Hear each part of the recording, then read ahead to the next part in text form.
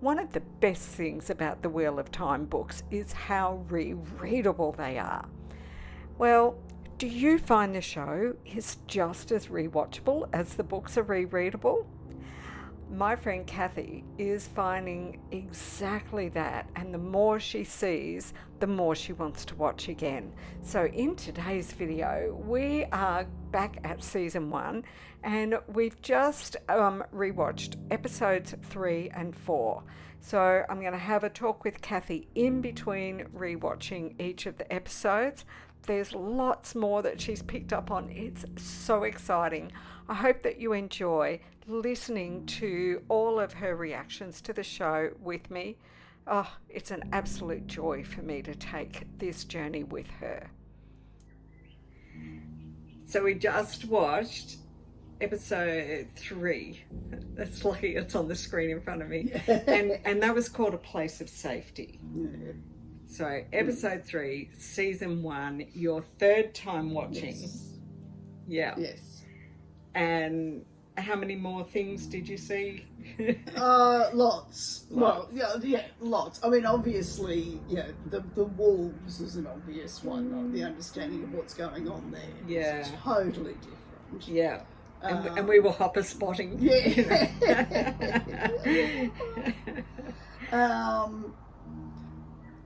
And they're just that little throwaway remark about kids will sing songs about you from Rag to Matt, and it's like now that you know he's a hero. Yes. Exactly. Exactly.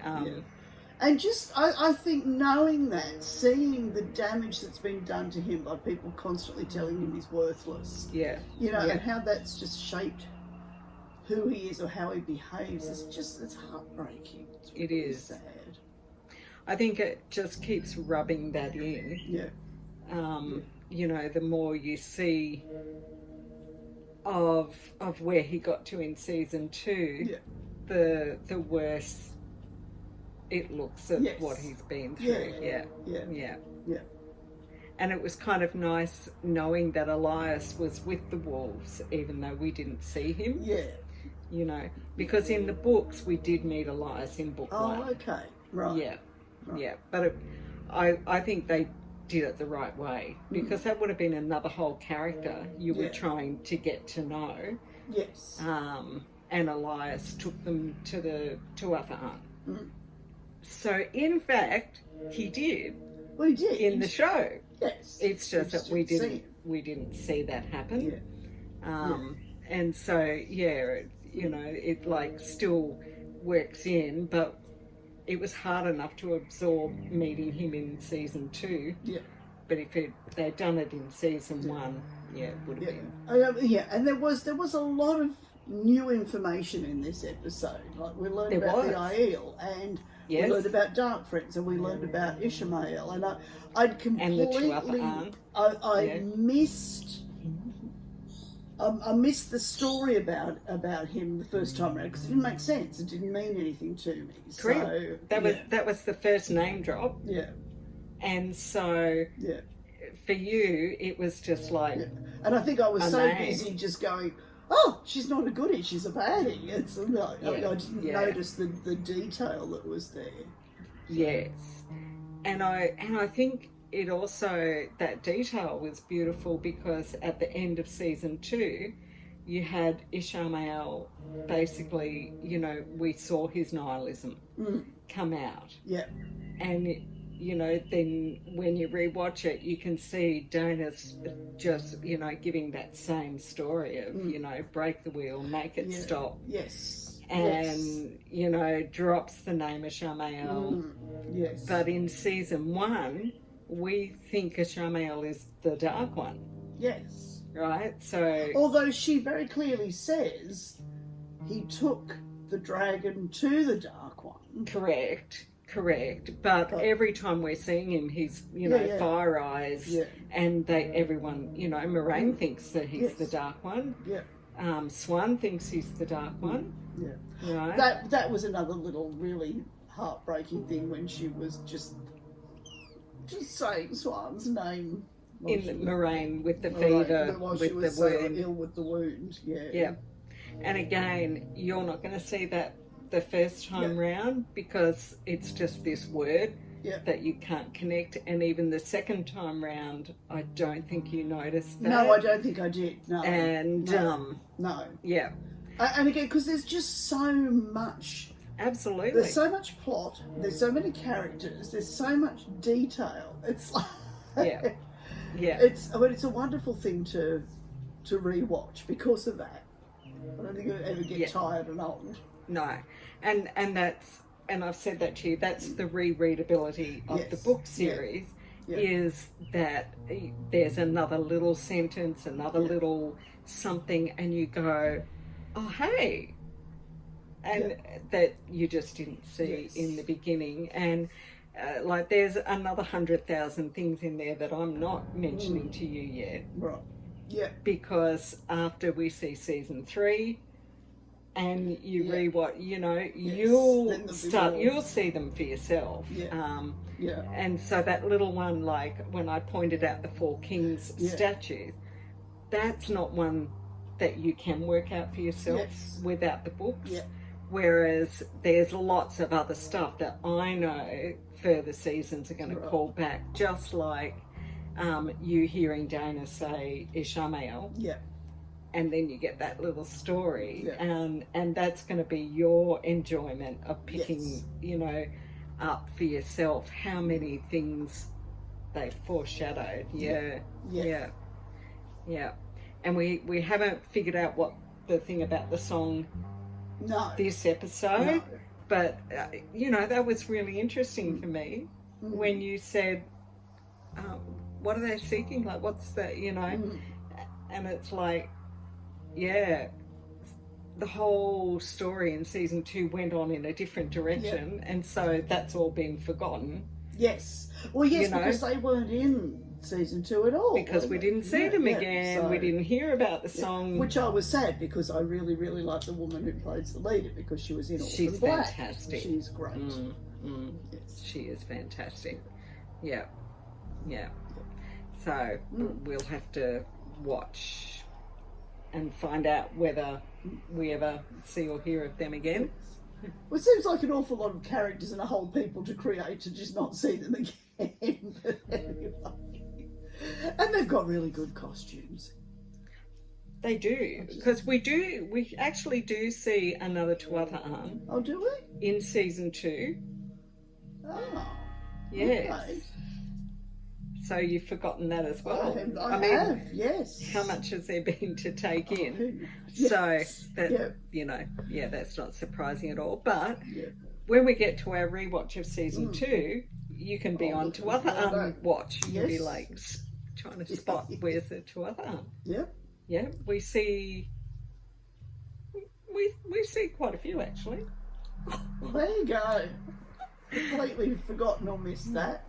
And you know, it's another thing that because I know the cultures, I'm way more likely to just see something and, you know, and be able to think, oh, that person will be from Karian and that person is from Arafel, and you haven't even heard of Arafel.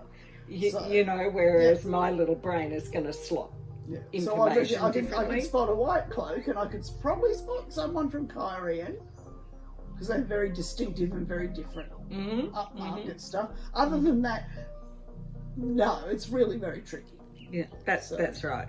Particularly when they don't, they haven't taken us to those places yet, and that makes a difference. Now that we've been in Karian, we have a much better understanding of the culture and the dress. And you see, you see it in the context, and so it builds up the whole picture of it. Exactly. The same with, you know, well, you would recognise Shinaran type soldiers. Which is who parents travelling with, right? You know, so but because we've been to Faldara, we've been to the borderlands, we've been with them a bit. So that does help. But it doesn't necessarily, because there's so many new names and new words. So I'd be like, oh yeah, they were those ones, but I won't necessarily remember where they were from or what they were called. Oh, absolutely, So absolutely. It's just a lot of new stuff. Yeah. It's good. So, and Rand and Matt. Yeah, we talked about Matt. Matt just, yeah. I know. My Matt, he just breaks my heart every time. Yeah. Yeah, and still, Rand is not as babyface in this episode, and yet he is. Do you know what I mean? Yeah. Like he's not sitting in the wine spring inn with that gorgeous look, but some of his expressions are still just so innocent. Yes. You know. Yeah. Yeah. Something else that I'm really noticing is how much more confident Nynaeve appears in this season than in season 2. Yes. Well, certainly at this point. We haven't seen her do any braid pulling yet, I don't think. Maybe that comes in later No, seasons. not yet. Yeah. Yes. In later episodes that must come. But she's just much more together than in season 2. Feels very fractured. So can you tell me why you think she might be more together now? Like what has made her feel fractured? I think, well, it's moving into the White Tower and then kind of trying to unpick who she is as a wisdom, or what she knows she can do as a wisdom, and that thing where I can't do this unless I'm angry. So it's, well, I'm just going to talk from my own personal perspective. She's operating within a heavily institutionalized place, and that's just not good for her. She's a free spirit that's much happier doing what she knows works. Yeah. Outside of the rules and the regulations. So that whole White Tower structure is just clearly very bad for her and just crushes her. That's my perspective. Oh, that's very astute. So, that is very astute. Yeah.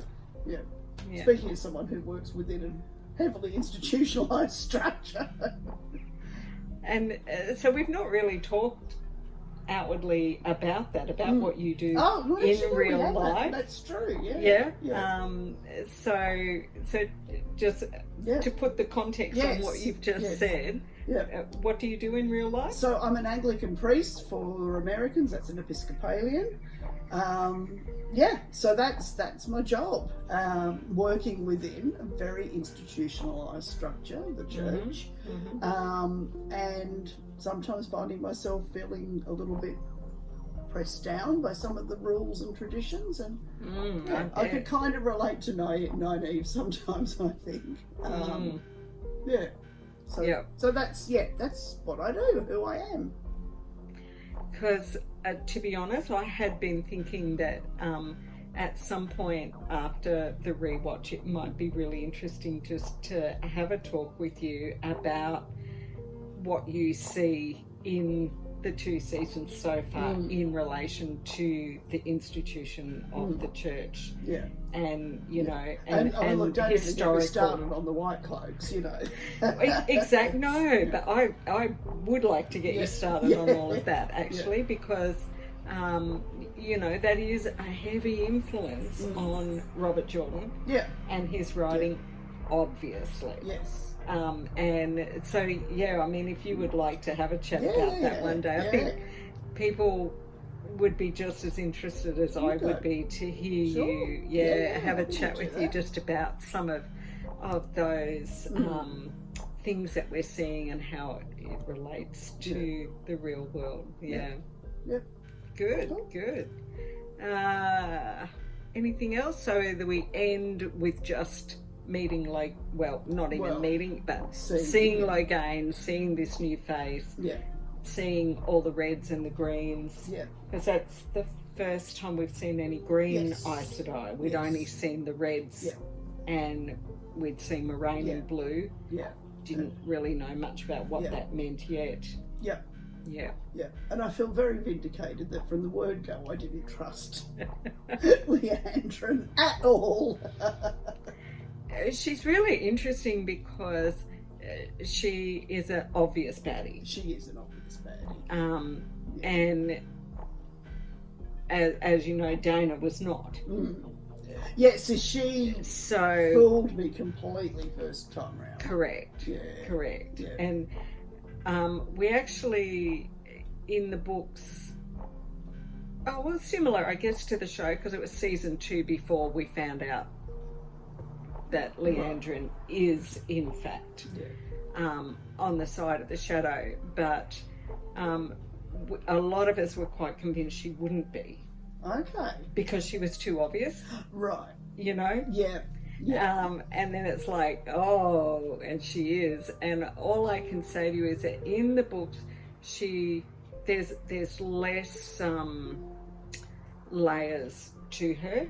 Oh, okay. Right? And we were all really angry at the beginning of season 1 because it's like, you are going to make us like Leandrin. No, you cannot do that to us, because there was nothing about her that you liked. Right, okay. In the books, and we were all just like horrified. You cannot make us love Leandrin because we hate her, but we love, you know, she is portrayed so well with how much more depth they've given her as to, even though it doesn't excuse anything she's doing, it's more understandable. Okay, right. Yeah. Why she is, you know, like she is. So, yeah. All right, anything else that you can think of? No, I don't think so. No. We are going to, now, what are we going to do with food? Because it's still a little bit early here. We've had an early start. We started watching at before 9:30 in the morning, and I have made food. So what shall we do? We're going to start watching some. I've got people coming to see koalas on the property in the middle of watching, so we're all a bit higgledy-piggledy today. So maybe when they're coming, I could put it in the oven so that it warms up while I'm doing the tour. And while I'm doing that, I just do a meet and greet, and then they go off with a treasure map.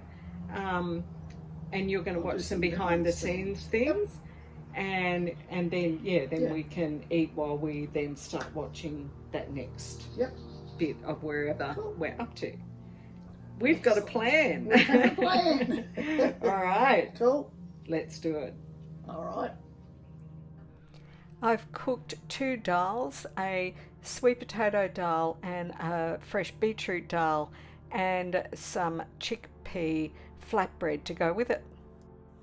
Ready to eat? Yum. It smells so good. It does smell all right. All right. Our tummies are full. We've had delicious dals, and we've had episode 4, the mini climax episode of the season. Yeah, I don't feel nearly as exhausted this time as I did the first time I watched it.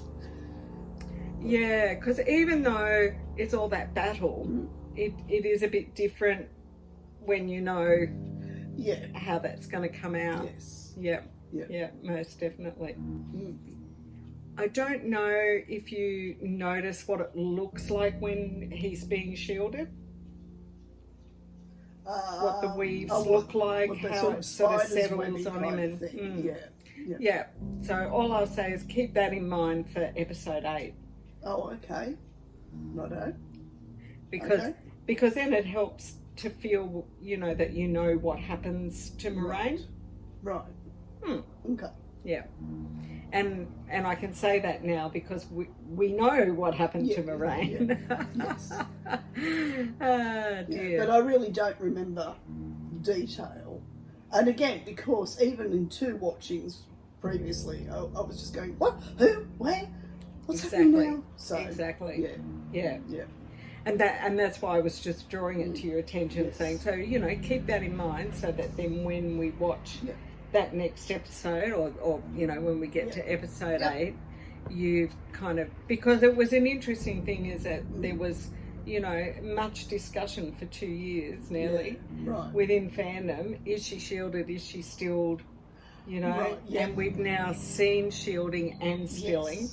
Yes. So, you know, yeah. So now we know. Yeah. So I felt there was enough clues to know, but there was contention.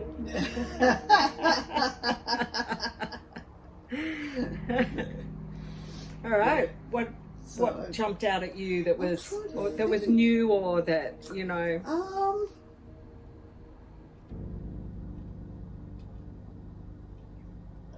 I suppose I was paying more attention to Karini because I knew what was going to happen to her, so I was really noticing her this time. And I don't know if I'm reading too much into it, but what I saw on Leandrin's face when they did gentle him was just this sort of smug kind of expression, or that she'd managed to manipulate she liked it. She manipulated them all to do what she wanted all along. And, So had you noticed her talking about that previously, or do you remember it from your earlier watches, that she had been trying to talk everybody into setting a situation up where, because if he broke out, we would be within our rights to gentle him. Yes. And I'm pretty sure I had not noticed that previously. I would imagine there was too much happening to understand that was what she was actually saying. Yeah. And because in the first couple of watches, I didn't like her, but I still didn't know if she was a baddie for sure or not. So, you kind of got to give someone the benefit of the doubt. Maybe she's just doing a good job. Yeah. Or maybe not. Yeah. No, that's exactly right. One thing I noticed this time that I hadn't picked up before that I thought was really interesting was in the cold open when we had, I've already forgotten the name of the female tank puppet, whose name. So I've introduced Cathy to. It starts with an E, but I can't remember what it was. That both those tank puppets were urging him to kill the king of Gildan. Yeah. But he said to Moraine, right, when she came in and she talked to him, and he said to Moraine, I hear the voices of the past dragons and they are teaching me to be better. Yes, he did. Right? And that was the first time that I heard that, and I went, they were not. They were not. They're going, kill them all, burn them all, know. And you were actually fighting and holding that back and decided not to do what they were telling you. So now I have to ponder a little bit on that, because that really jumped out at me. But I think it's another clue as to the fact that it is insanity. He's mad as a cut snake. Right, but he's still okay enough to fight it at this point. Well, he was trying to fight it. But just the fact he could say, I hear them and they're making me better. And they were saying kill him. It, to me was, that's another indication. So that was really nice watching that episode, and I saw really clearly just have that jump out at me. See, it doesn't matter how many times you rewatch and you still find something new. And I just love that Nynaeve not only healed Lamb, but she put all the blood back into his body. Right? There is not a drop of blood on the ground. Because she knew he didn't need it all. Because you can, you can have a wound stitched up and then die of blood loss. So funnel the blood back in. I just watched that whole scene and then thought about that. It's season 2, episode 8, where she just cannot do that, and it's so sad. It just made me really sad that she's got this capacity. But she can't channel it without anger or grief or some extreme emotion behind it. I was really watching her face during the attack in the forest. And the terror Yes. that she was experiencing, and it really made me feel like, and no wonder she's training with a sword. Yes. Right? Because she's got this block, she can't use her power. Yep. And she was there with that little belt knife trying to, you know. Yeah. So it is not the least bit surprising that she's there training with the sword, because she's just never wants to feel that kind of helpless terror. Yeah. Again, that she felt, yeah. And, you know, Nynaeve's really used to being the one in charge, being the one who fixes everything. Yeah. Which, and I guess, that's another aspect of why she doesn't function in the White Tower, because she's a novice and she has no power and status until, of course, Leandrin comes and dangles. And I thought that was a really nice touch at the end of, so now we're talking season 2, but it's, you know, it's all connected. But at the end of episode 8, that Nynaeve recognised that she can't do everything on her own, and she takes Elaine up to heal Rand and to look after Rand. That's a huge shift for Nynaeve.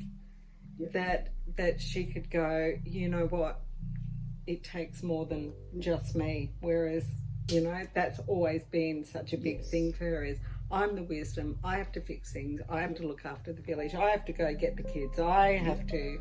And then she's like, I'm going to need you to come with me, you know, and she drags Elaine up there saying, we're, you know, going to need you. That's,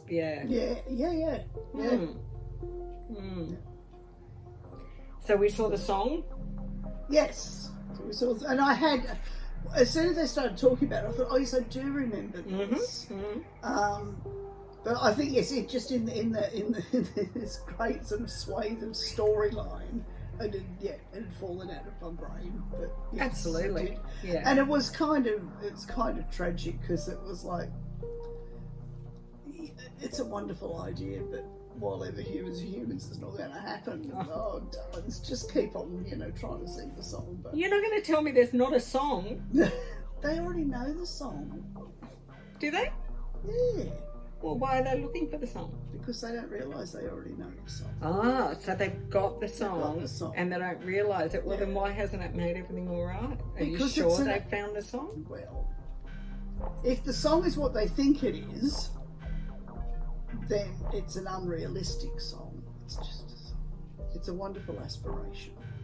Do you think the song might be Imagine?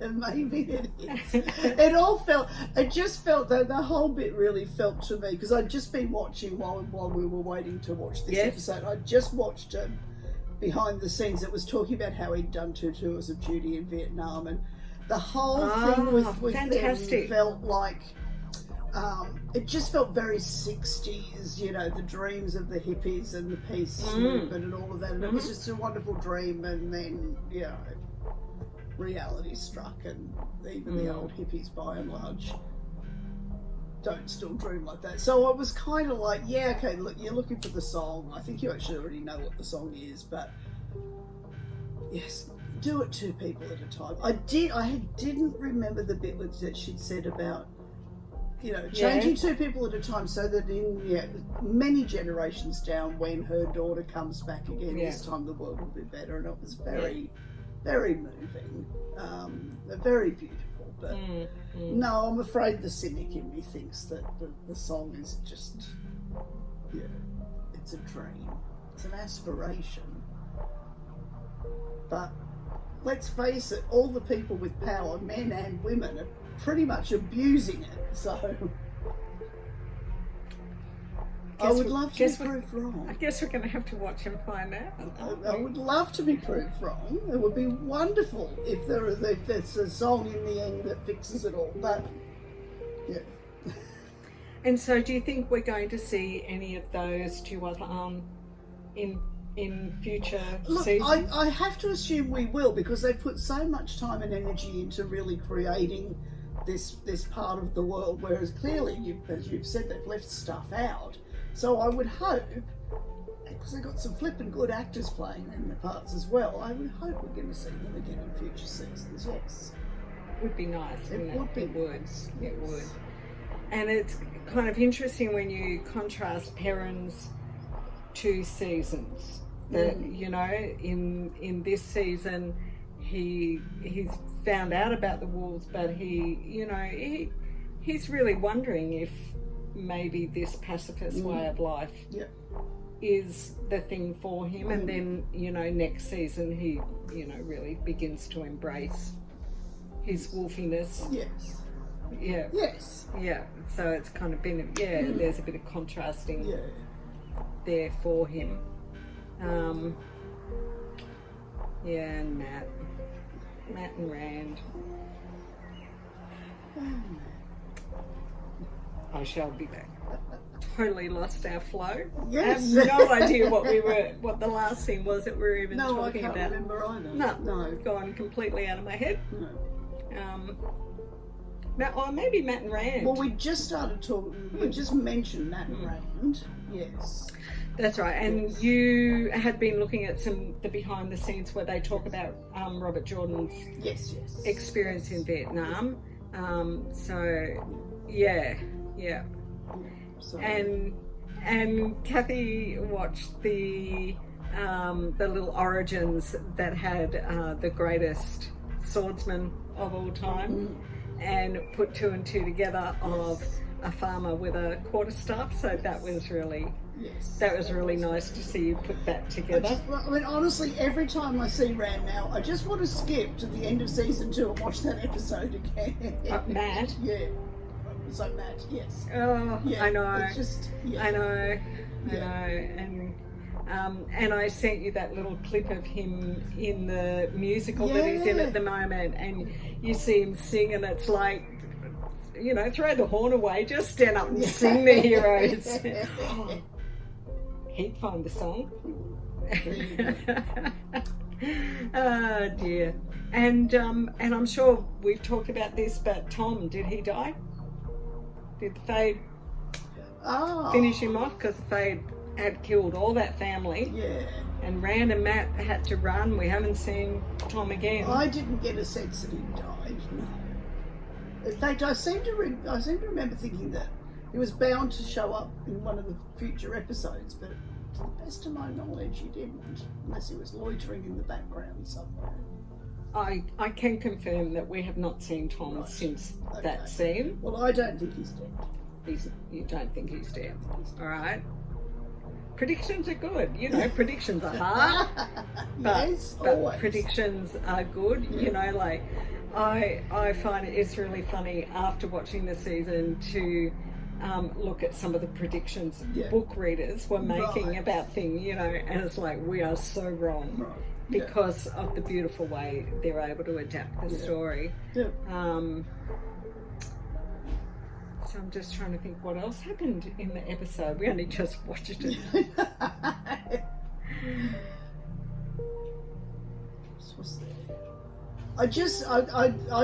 I remembered the scene with the little doll, and there was part of me that was thinking, maybe this time it'll come out differently. Maybe something different will happen, because it's just the Begita will get to go see the world this time. So heartbreaking, it really is, on so many levels, and that even at that time when Matt was so flawed, that beautiful part of him that just is so devoted to his little sisters and so caring. Yes, yes, most definitely.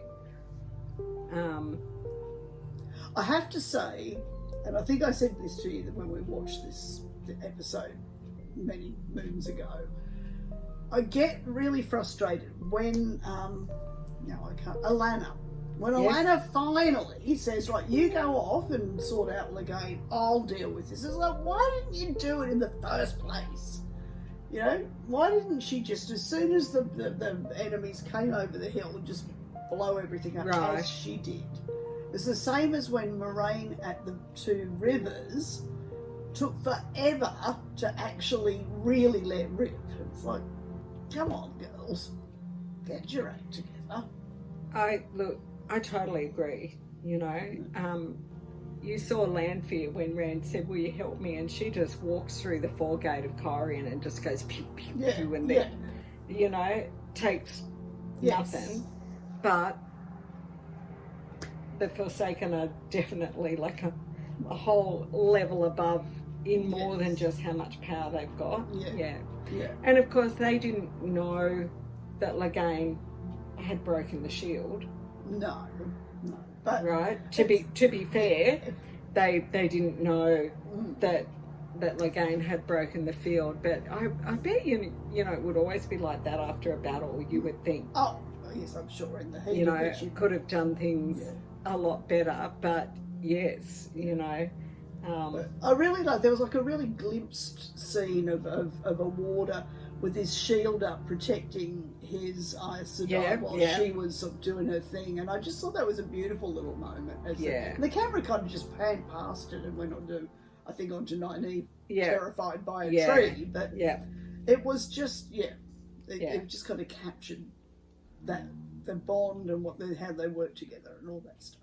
So. Yeah, it's interesting too because there were some people who felt they spend too much time with Karenni and Stepan in season 1 and the water bond when they would have liked other story, but it just pays off so well in season 2 because I think we understand exactly what's going on because of the work that they did in season 1 and that's where I totally trust the showrunner in how they're doing some things that might seem like, oh, why didn't you give us this bit of the story that we didn't get? Because the payoff is going to come.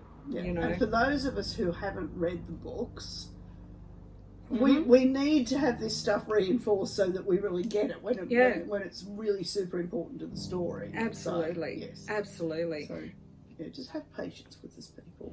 And there are some things that it took a lot to put that together in the books. Right. It took a lot of stuff happening, and they have been able to often do it with just 3 or 4 very short scenes.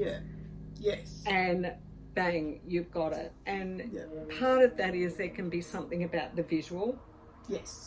That can really, you know, reinforce things in your brain that when you're reading it, you know, and you can do more exposition in a book. That they've got to get this stuff across really quickly because attention spans are short. Yeah. All right. Just trying to think if there was, I know it's funny, I need to start having a pen and paper beside me when we're watching because I know there was something that I thought of and I thought, no, I'll remember that. And of course, I didn't. But, so, anything else that you can think of? I don't think so. I just, again, it was a bit like what I said last time when we were rewatching a couple of weeks ago. I felt like I could just kind of relax into it and just absorb so much more because I understand what's happening so much more. I know the characters better, and it was just it's really, and it's just like all my anxiety for Matt. It's like. Because things are going to be easy for him now. No, of course not. Of course not. No. And he still carries but I know all of what that. You mean. But it was just that, you know. My anxiety that he was just going to go downhill and never get back up again. And that's, No, he still carries 20 years of absolutely being told that he's a prick. So. And of being used to proving them right a lot of the time. You know, so really up to that. Behaviours can be really hard to change even when you come to a realisation. So oh no, I have no expectation that he's suddenly going to be like Mr. Saint. No. No, and Matt will always be Loki. Yeah, well, yeah, you know? yeah, yes, yeah. yes. That is his, Yeah. that definitely is his trope Yeah. that we want and we love, you know. Yeah. So, Well, yes. but yes, to know that he's got all of that behind him is really quite beautiful. Yep. So we get to the White Tower next week, or next episode, Well, yeah, next instalment, whenever that turns out to be. Yep. Cool. And our aim is to try and be able to set it up so we can watch 2 episodes each time. Yes. So it's more fulfilling. Oh, absolutely. Yeah. Yep. Definitely more fulfilling. The only nice thing about 1 episode at a time is when it's brand new, because then you feel like, well, you go, whereas I feel like I can watch it again later in the same day, and I still get the extra stuff, because you get the okay, can I see all of that again? Yeah. Right, well, cool. I'm glad that you enjoyed that, and episode 5 and 6 coming up next time. Yep. Cool. Fantastic. Good. So that was Cathy's reactions to rewatching season 1, episodes 3 and 4 for the 3rd time, and finally feeling like she was relaxing and actually catching on to the story and what she was watching. That really excited me. Next time we'll be watching episodes 5 and 6. And then once we get to the end of season 1, she's going to rewatch season 2 again. She's seen the first 2 episodes, I think, 2 times, and the rest of it she's only seen once. And you might have noticed that then we're going to do another edition where we just sit and talk about the way religious institutions of the real world are portrayed in the Wheel of Time through the eyes of Cathy, who is a priest in the Anglican Church. So I'm really looking forward to that one, because it is something that I think is really fascinating. I hope that you enjoyed that. If you've got any thoughts, if you've got any questions you'd like me to ask Cathy next time I'm doing the watch with her, which will be episodes 5 and 6, then please put them in the comments of this video below, and I'll make note of them to ask her. And I did get some questions sent to me by Twitter, which I will make sure I ask her next time.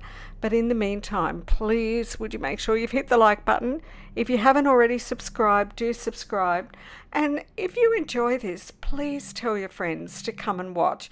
It just gives me a few little feel-goods after I put the work and effort into putting this out.